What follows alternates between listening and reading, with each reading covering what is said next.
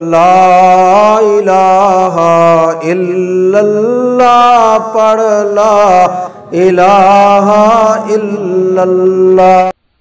قرآن مجید میں ایک سورت ہے، اس کا نام ہے النمل۔ نمل کہتے ہیں چیونٹی کو، اینٹ۔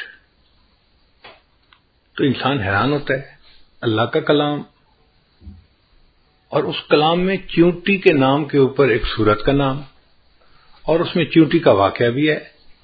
یا اللہ، آپ تو کائنات کے مالک و خالق ہیں، اور آپ نے اپنے قرآن میں چیونٹی کا تذکرہ کیا۔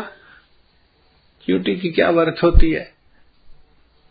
مگر اللہ نے چیونٹی کا تذکرہ کیا اور اس کے نام پر سورت کا نام رکھا۔ وجہ کیا تھی؟ کہ ایک چیونٹی نے دوسری چیونٹیوں کی خیر خواہی کی تھی۔ حضرت سلیمان علیہ السلام اپنے لشکر کو لے کے جا رہے تھے، اور راستے میں چیونٹیاں پھر رہی تھیں۔ ان میں سے ایک چیونٹی نے فیل کر لیا کہ لشکر آ رہا ہے۔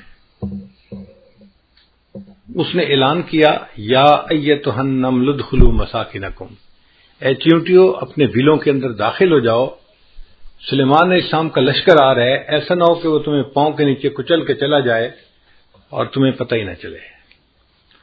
اب ایک چیونٹی کی دوسری چیونٹیوں کے ساتھ جو خیر خواہی تھی وہ اللہ کو اتنی پسند آئی، اللہ نے اس واقعے کا تذکرہ قرآن مجید میں کیا اور سورت کا نام چیونٹی کے نام پہ رکھ دیا۔ غور کرنے کی بات ہے، اگر ایک چیونٹی دوسری چیونٹیوں کی خیر خواہی کرتی ہے، اللہ کو وہ بات اتنی اچھی لگتی ہے، ایک انسان دوسرے انسان کی خیر خواہی کرے گا، اللہ کو یہ بات کتنی اچھی لگے گی۔ تو ہمیں چاہیے کہ ہم اپنے اندر خیر خواہی کا جذبہ بڑھائیں۔ ہم سمجھتے ہیں ہم بڑے خیر خواہ ہیں، لیکن اگر بیٹھ کے سوچیں گے نا، اینالائز کریں گے، تو ہم بدخواہ بھی بڑے ہیں، دوسرے کا اچھا دیکھ بھی نہیں پاتے۔ کبھی اس کا اچھا نہیں اچھا لگتا، کبھی اس کا اچھا نہیں اچھا لگتا۔ اس لیے ہمارے دل میں نفرتیں ہیں، عداوتیں ہیں، چھپی ہوئی دشمنیاں ہیں ایک دوسرے کے ساتھ۔ اور دفتروں کے ماحول میں تو یہ جیلسی بہت زیادہ نظر آتی ہے۔ اس کو کہتے ہیں پروفیشنل جیلسی۔